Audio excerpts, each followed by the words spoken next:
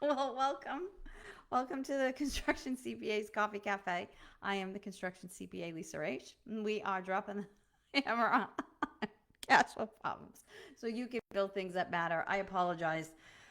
I swear, every week, every other week, I have a problem with the technology. So one of these days, maybe I'll figure it out, or maybe one of these days, they won't change it week over week, and it might be easier to get in here and do these live. So if you've joined us this morning, thank you. I appreciate it. And so, what we're going to be talking about this morning, we're going to be talking about building a strong financial foundation for your business. So, we're going to go over some basic topics that I think are important as a business owner that you'll need to know. We'll go through about 6 or 7 different things that I think are really important. There'll be some of them that you want to focus on more at certain times in the life of your business. But overall, all of them are going to be things that you want to, on a regular basis, kind of be looking back at, revisiting. It's not necessarily a one and done thing. You want to be kind of looking at these things on a regular basis to kind of maintain the health of your business as well. So, first thing that I think is incredibly important is financial planning. And so, what exactly does that mean? So, when we talk about financial planning, it's doing budgeting, right? What do you think it's going to cost you from an operational standpoint, right, to operate your business? What are the costs that don't go away every month, regardless of whether or not you do or do not bring in revenue, right? So you want to budget those types of things. You want to forecast out your revenues and then any direct costs associated with generating those revenues, right? That's your financial plan that you want to be putting into play. Do you have goals for certain revenue dollars you want to earn? Do you have, if you have goals for those revenue dollars, what do you need? In most cases, you're going to need team members that are going to help you generate those revenues. How many team members do you need? What are those team members going to be doing? And actually mapping that out financially, and looking at real numbers. I want to hit a revenue of X. It's going to require me to hire 3 new people. What are the intervals of hiring those 3 new people out? What are they going to do for you, right? Looking out and planning that out. What does that look like? 12 months, 18 months, 24 months. You want to understand not just, oh, I have a goal to hit X in revenue. What are all the other moving pieces and parts that are going to make that really help you come to fruition, right? You need to have a plan. You just don't like get in the car and start driving around. You pull out a map and you figure out exactly where you want to go. It's the same idea, right? You want to have a map as to where you want to go. So, what are your financial goals? You want to maintain your revenues, or you want to increase your revenues, or you want to hire, you want to add a new revenue stream in. Again, all of that you want to have that kind of mapped out. And with all of the things going on, not only just in your business, but in your region, maybe in the country, in the world, how are all of these different things that are moving and swirling around going to ultimately affect your business? So you want to create a financial plan. And then, you work off of that plan. And then you revisit the plan every 3 months or so. And like, where did you get? Did you hit the goals that you had, say, for that quarter? What are the goals for the next quarter? And really pulling that down to, you've probably heard, how do you eat an elephant, one bite at a time. You've got to, get those little bites and those little quarterlies and what are the little things in the quarter you're going to do. And you really need that in that financial plan. So just, setting up shop, opening the doors on a Monday morning and everybody just kind of does their thing, that doesn't necessarily work. You actually have to have marching orders for everybody, and that's where that financial plan comes into play. So you really want to build out that plan or those marching orders for yourself and for your team so that you're all, cliche again, rowing the boat in the same direction. Everybody's doing exactly what it is that the overall goals of the business are, and they've been mapped out in advance, and so everybody knows what they are. Next thing is, as accountants, bookkeeping, right? You need to have accurate books. One of the things that we see a lot, especially when clients come to us, is they've been doing their own books in some way, whether it be a family member helping them out. That's typically how it happens. And now they're at a point where they absolutely need accurate financial information. The reason is, in step 1, we talked about building a plan. if you don't actually track your financial information, you have no ability to really see whether or not you're hitting the goals that you had actually mapped out in that plan if you don't have accurate books. So at this point, you really want and need to bring in someone who has the ability to create accurate records, financial records for you, whether that be someone internally who has experience, or in many cases, people hire us, they outsource it to us. We're experienced, we understand what needs to happen from a financial standpoint, and we provide that to clients. The goal in this step is to have someone who is experienced in this area, because once you start to grow your business and you get out of that first, say, $100,000, $200,000 in gross revenues, it gets far more complicated from a financial standpoint. And if you don't have somebody who is experienced in that area, the accuracy of the information that you are basing your decisions off of becomes questionable.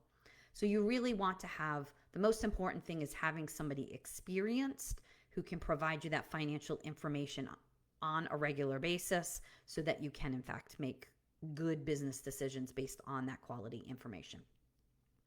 You want to have the right softwares in place.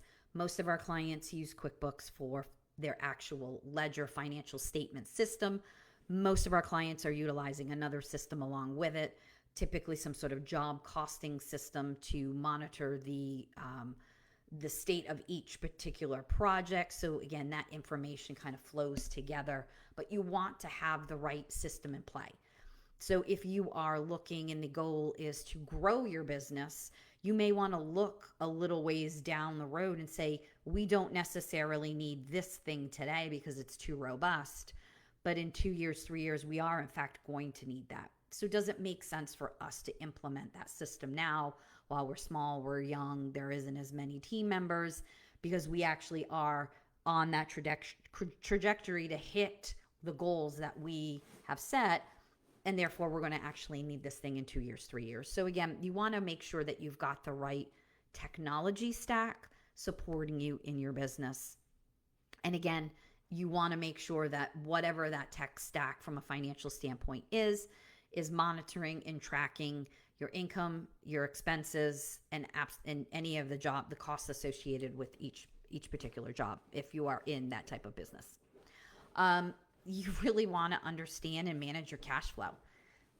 You've heard it before, cash is king. All businesses need cash to operate. So where is the cash coming in and where is it going out? What are your payment terms on your invoices? And what are the payment terms that you have as customers of other companies? Where do they meet? Are there differences? What we tend to see in construction far too often is the payment terms on subcontractor work and materials is going to be a shorter time span than the time or the payment terms on your actual invoices that are going out to your customers. Sadly, we see in construction too often 60, 90 days plus for invoices to be paid. So if you're waiting 60 or 90 days to get paid, but you incurred your expenses today or last week, and there's an expectation that has to be paid within 30 days, is there a gap between when you're paying the expense and when you're actually collecting your cash? That's what you need to monitor. That's what you need to track, because that gap is what causes the challenges or the cash flow shortages that we tend to see in businesses. So understanding where the cash is ebbing and flowing in and out of your business, as well as planning for seasonality if you in fact have that seasonality. What we tend to see is we do work with a lot of construction. We work with a lot of construction, and construction in the southern part of the country tends to operate throughout most of the year. So they don't have the fluctuations in revenues that, say, a business in the northern part of the country would have, where in the winter, they may not completely stop operating, but revenue slow because there isn't as much ability to do work outside because it's cold.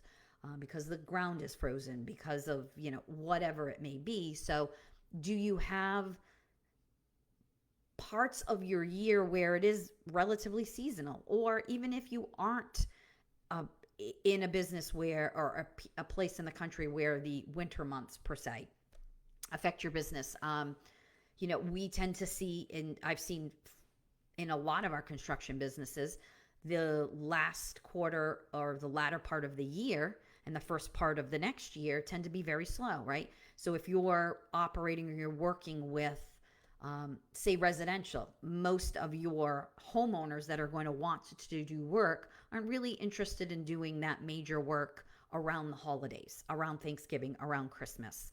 So you may have a period of upwards of, say, 2 months where things slow because your ideal client isn't necessarily doing that work. So while that is not necessarily a complete stop of your business, there's a level of seasonality with that too, right? You might get quiet for 2 or 3 months, in that end year, beginning of next year place that you need to, from a cash flow perspective, get from point A to point B, right?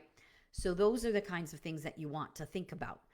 You're going to still have operating costs that you're going to need to cover during that period. So again, mapping your cash flow, where's it coming in, where's it going out, and really forecasting that cash flow coming in and out over, those periods, even in periods where you seem to always have cash, which is a wonderful thing. You maybe have a period where cash starts to slow a little. And what we've seen and over again is typically when companies are very busy, the dollars are flowing very easily in and out. There don't appear to be any challenges. Once the revenues begin to slow a little, the cracks kind of in that foundation begin to appear, and you start to realize, oh, we actually did have a cash flow problem, but it was masked by all of the volume that we had. So understanding and managing your cash flow, knowing where it's going to ebb and flow, come in and go back out, and understanding where in fact you may or may not be exposed in terms of potential cash flow shortages moving forward. We work with a lot of construction, so we talk a lot about job costing and project profitability. You need to understand whether or not your individual projects are in fact profitable, because in most cases you're utilizing that history to develop out your next bid, your next quote, your next project. And if you don't understand what's happened historically in your projects, then in many cases, if there has been a challenge and you don't see that, you're not factoring that in any subsequent bidding or, any of your quoting moving forward. So you need to understand how the jobs are actually functioning, looking at them as you're working through them, and then also doing a postmortem after the fact, right? What did you expect to happen during that project?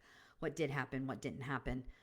And what do you need to potentially change moving forward? Because there's going to be things that will come up in projects that you may have not considered, and now it's something you probably need to consider moving forward and looking at in any of your subsequent projects. So again, you want to track your labor, your materials. Over the last 4 or 5 years, the material costs have gone all over the place. So those are the kinds of things that you want to get ahead of and look at, and make sure that you understand, because those are the ones that you're going to need to really make informed decisions about moving forward. How are changes in material costs? Because, at one point, for instance, the cost of lumber had gone through the roof. How does that, or did that affect any of the projects that you were working on? Did you consider that and consider that for the next project, right? Those are all things that you want to think about, and you want to be looking at the profitability of your projects, not just after the fact, but really it is important to see what's going on, especially in those longer term projects that are going 3, 6, 9 months, maybe even longer. You want to make sure you understand what's happening. Are there places for you to make improvements, cut costs, those kinds of things, so that you can not only save a project that may be going awry, but really looking at how is this going to affect any subsequent projects we take. Maybe you might realize they're a type of project that you actually don't want to take anymore. It's not profitable for you, so it becomes something that the work that you just don't do anymore. So we're accountants, we're professional services here, but over the years, there have been things that we no longer offer as services. Why? Because we just realized that it wasn't profitable for us. So you have to look at it the same way in your business. Are there things that you're doing, services that you're offering that just don't make sense? And, you cut that service out of your offering moving forward. So again, understanding what's going on, keeping track of that job costing data, having that for any kind of subsequent projects that you're working on so that you can look at what is happening in your business and make any adjustments from there. Another thing that becomes really important is financial ratios and KPIs, right? And probably everybody glazed over at this point. And they're like, what? What's that? So there are going to be essential ratios that from our standpoint, right, as accountants, as financial individuals that we're looking at in these businesses, right? Not only are we looking at things like cash flow and are you profitable from a project perspective, or are you profitable on an overall business perspective, but we're also looking at different ratios that are going to help us understand the overall health or the quality of the health of your business. So generally, these are there are a number of different ones, and I'm not going to go into every single one of them, but knowing things like what your current ratio is, what your current assets over your current liabilities are. Do you have enough current assets to settle all the current liabilities you have? So for example, do you have enough cash and receivables to settle all of the outstanding payables you may have to your various subs and to your materials contractors, right? And this is really, really high level, but if you don't have enough to settle those, then you have a problem. If you don't at the least have a 1-to-1 ratio, that shows that you have a challenge, right? You don't have the assets you need to settle those liabilities. So again, that will project or show a certain level of health or lack thereof in a business. We see, depending on the type of construction or even just the type of business, businesses that are heavily leveraged, right? You have a lot of debt. Do you have are you using your debt efficiently in order to generate revenues? So, we're looking at your debt to equity ratios, right? If you are not efficiently using the money you've borrowed in order to generate future revenues, then, you have a problem. Your debt number, you're going to continue to want or need to borrow in order to supply that overall operations that in fact you may not be able to do. So again, those are the types of things that we're looking at. Gross margin is a really big one that we look at in construction a lot, right? Are your jobs actually profitable, right? Depending on the type of construction, are you a trade? So we find, roofers, for example, might be somewhere around, 30% margin, 30 to 40% margin on their projects, right? If you're not, and you're somewhere around 10 or 15%, what are you doing, or what is not working in your business that your competition in your region of the country or in the entire country are doing that you're not doing, right? Those are the kinds of things when we talk about looking at your key performance indicators or your KPIs. What are you doing in your business that your competition is doing? And what are you doing effectively? What are you not doing effectively? So you're looking at those types of things to see if you are actually utilizing the resources you have efficiently to, in fact, generate revenues and generate profitability. So there are going to be certain ones that are maybe more specific to certain industries that wouldn't be to others. Understanding which ones really tell a story in your industry is really the most important thing. And you want to be looking at these things on a regular basis. Now, this is not a weekly or monthly thing. We tend to look at these type of things for our clients on a quarterly basis. Are they in line with their industry, whether it be in their region of the country or even the entire country? Are they in line with the industry? If they're not, what are they doing that may not, in fact, be working well for them? So again, those are the things that you want to look at periodically. You're looking at your KPIs. You're looking at your cash flow. You're looking at the profitability of your entire business or the projects that you're working on. These are all things that you're looking at regularly. The time frames to look at each one of them may in fact be different, but again, this is an ongoing thing. this isn't necessarily a set it and forget it thing. These are things that you're going back to when you're looking at and you're reviewing them on a regular basis. One of the things I think we don't talk about enough in a lot of these businesses is actually having a contingency fund, right? Having that cushion, having that rainy day fund, whatever you want to call it. If you've been in business long enough, you've probably seen significant economic ebbs and flows, and I'm talking on an app like a national basis, that may in fact warrant the need to have that contingency fund. You may in fact need it. For example, COVID was not that long ago, and most businesses did not have contingency funds. So when business stopped for many of them, there were no dollars sitting in a bank account to kind of cushion that fall because there was a severe economic turn all at once.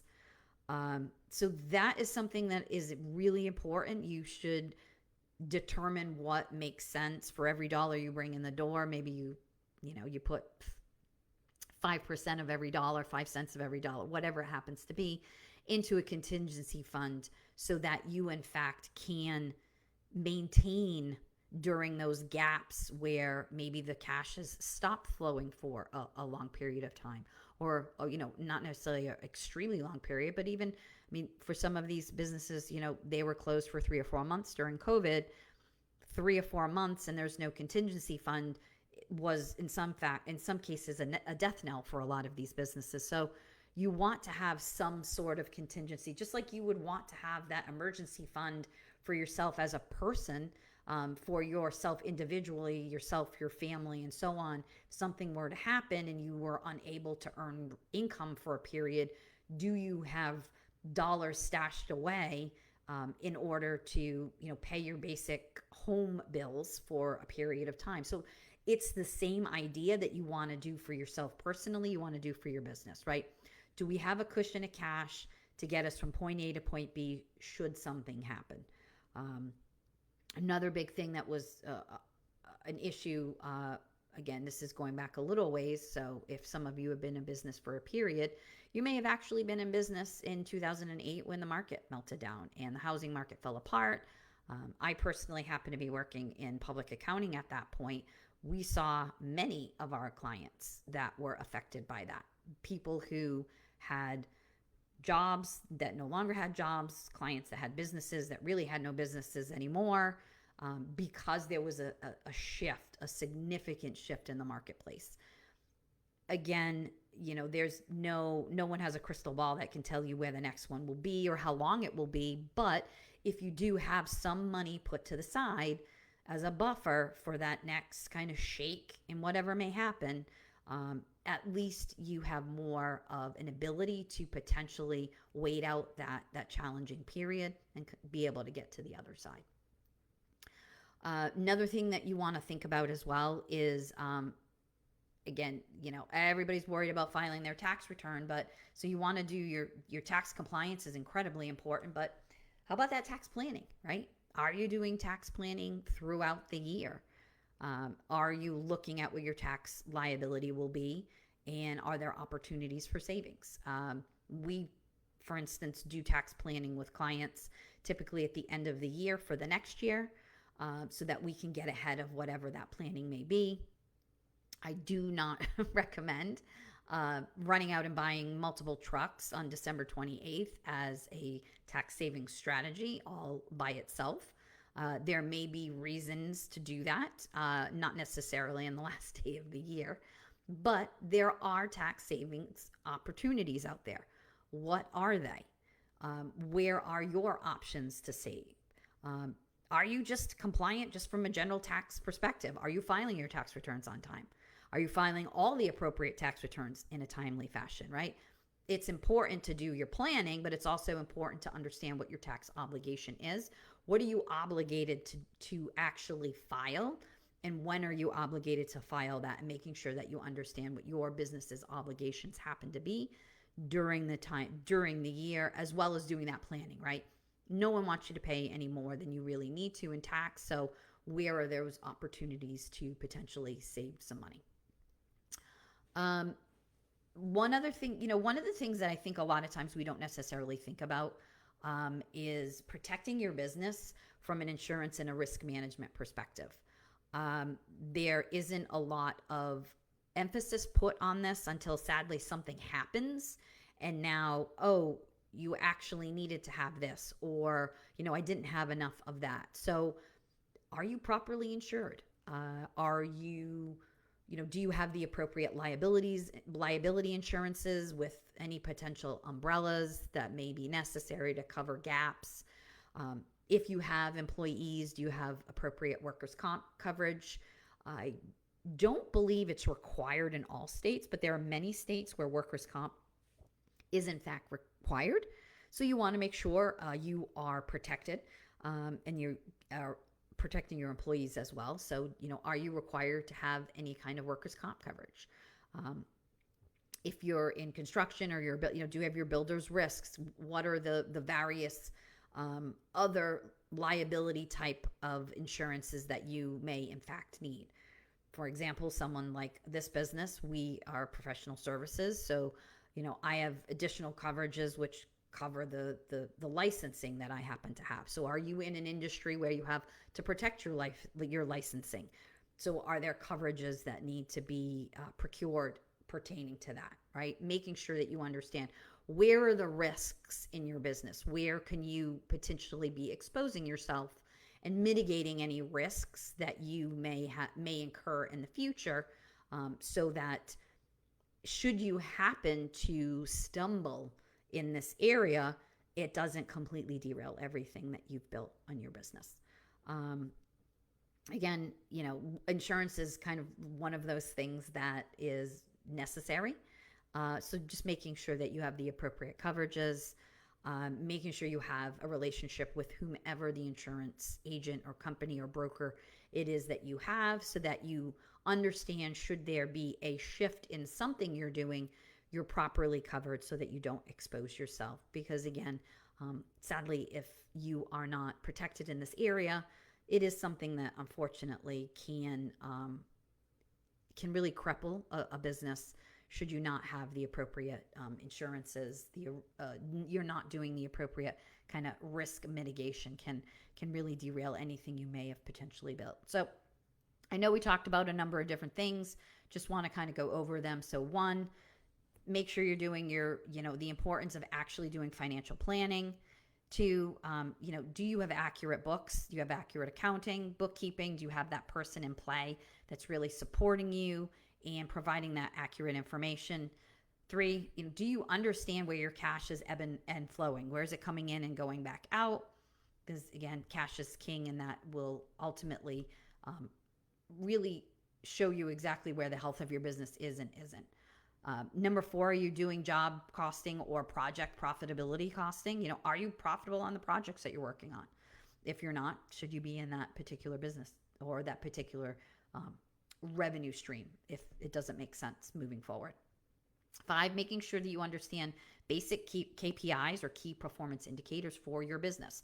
What are they? Are you in line with your industry? If you're not, what do you need to change or do differently to be more in line with what's going on in your actual, your specific area of your industry? Six, you need to make sure you have that contingency fund, the emergency fund, cushion, whatever you want to call it. You need to have a little bit of money socked away in a coffee can, under a desk, if that's the case, to make sure and help you get kind of over those rough patches. Seven, make sure you're doing your tax planning, and because we want everybody to pay the least amount of tax that they should. But you also want to make sure you're compliant, right? Are you filing things on a timely basis? Not being compliant can be just as costly as not actually doing any tax planning. And the last one, number 8, making sure that you're protecting your business with, risk management, which will include making sure you're properly insured for whatever it is that you happen to be doing in your business. And as always, if you have any questions, we'd love to hear from you. You want to drop any questions in the chat, we'll get back to you and answer any of them. I look forward to seeing all of you here every Friday morning here on the Construction CPA's Coffee Cafe. Have a wonderful day, great weekend, and we'll see you next week.